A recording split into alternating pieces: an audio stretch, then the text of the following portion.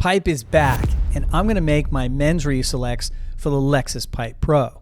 I was frothing watching the opening event, and it's good to be back at Pipeline. Now, with all the great moments in the water, it's Felipe's exit in the elimination round with a bonsai bacterial infection that has everyone talking. He had a 1.77 in the opening round and carried a 0.5 for most of the heat. Now, I usually avoid the WSL YouTube comments section that is about 10% surfing and 90% troll, but this seemed to be the sentiment. It's sad that big waves mean nothing to winning a world title now, to the point where you can pretend to be sick at every big wave spot and only surf beach break, including the finals, and pretend to be champ. Brutal. Do you think Felipe is pipe barrel dodging and faking illness? Let me know what you think in the comments below. I'm going to jump right into my reselects, but I think it's important to know what the waves will be like. I update the website daily at oldsurfdad.com on the fantasy page. Sunday through Wednesday of next week, look to have the potential to complete the event and crown Pipeline champions. The winds look good, but a mix of swells like we had in the opening round will make it tricky. Biggest day looks to be Monday, but we could see the event start back up on Sunday. In my original Lexus Pipe Pro video, link below if you missed it, I talked about definitely changing out your picks that were eliminated. I actually had two. No biggie. Remember, no fantasy points have been scored yet. It's only in the round of 32 and beyond that you start to earn fantasy points. My first eliminated pick was Cole Houshmand, and I was picking the big fella because of his larger potential and had no expectations and several backups ready. The other one was a surprise, Kaiwi Belly. Great stats and consistent performer, but it shows no one is safe. I actually bet on him in the opening round with John and Jake Marshall to win the heat because that upset paid well and John can come out flat sometimes. In the end, it didn't pay off. But how cool was that layback he did in the elimination round? Now, if you picked any of the eliminated surfers for your survival league, your season is already over. Dang.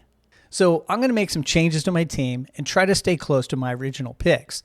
There's nothing worse than overthinking it and changing out heat winners. If I had any advice, it would be to trust your instincts, pick with your gut, stay strong, and walk away. In Tier A, I'm going to do just that. John remains my power surfer, and Jack is my other Tier A selection. Done. I need to make changes to Tier B to replace the surfers I lost in elimination, and will reselect a surfer in Tier C as well. It's at this point I'm going to mention something called bracket picks. It's a high-risk strategy and sets you up to get a perfect fantasy team, but it usually ends badly. I've moved away from it, but I still use a concept in making my picks. There's a link in the video in the right-hand corner or in the description below. Check it out, but don't overthink it. On the top left side of the bracket is Kelly and Ethan, and I'll add Kelly to my team in Tier C. The next three heats are so close, I don't want anything to do with them. These great matchups show how much talent is on tour. There's a possible Ryan Callanan, Connor O'Leary heat in the works that would actually be really cool to watch. If I'm looking for a surfer that's going to make the quarters in this part of the draw, I like Kelly's chances. Now, you may disagree, and that's great. Don't do what old Surf Dad does. You will have a slightly above average team at best. This thing can be a lottery sometimes. In the next part of the left bracket is a firestorm, Elo versus Jordy. I talked about them in my original video. If you haven't seen it, check out the link in the description. The WSL has added a new set of stats to their round of 32 bracket. If you click on the details link here, you get this pop-up window, and you can see their stats, which is great, but here's the hidden gem. At the top here is the tab where you can see the head-to-head matchups. And check this out. Elo is winning the matchup 4-1. Strange they have never surfed against each other at Pipe. Is this heat not a metaphor for the range of surfing styles on tour? This is a close heat, but I'll choose Elo here, and that doesn't mean I don't like power surfing. Next, I'm going to keep Bear Mamiya on my team in Tier B. I'll mention right here that Jacob Wilcox is looking better than I expected, although still a little wild in his approach, and that could be a good thing. Will he be Rookie of the Year? Will West Oz accept my apologies if I jump on the bandwagon? We'll see. On the right side of the bracket, the two big names, John and Gabriel, are set up for a semifinals match, but let's stay focused. I'll add Kanoa to my team in Tier B, who could end up in a round of 16 heat with Griffin. Great rivalry, would love to see it.